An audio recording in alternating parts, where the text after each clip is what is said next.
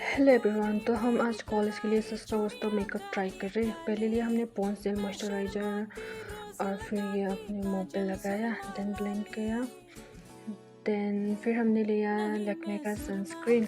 फिर हमने इसको छोटे से अमाउंट पे फिर मुंह पे लगा के इसको भी लगा लिया। देन हमने लिया लैक्मे का सीसी क्रीम, इसको भी हमने हाथ से ही ब्लेंड कर दिया।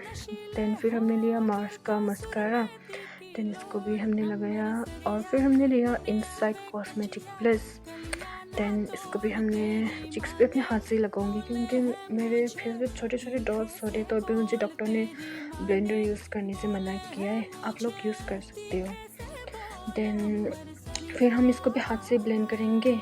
देन फिर हमने लिया मार्स का लिप लाइनर, स्विस ब्यूटी का लिपस्टिक। देन हमने इन दोनों को मुंह पे लगाया। भाई इसकी लिप सेट देखो, मैं सॉरी।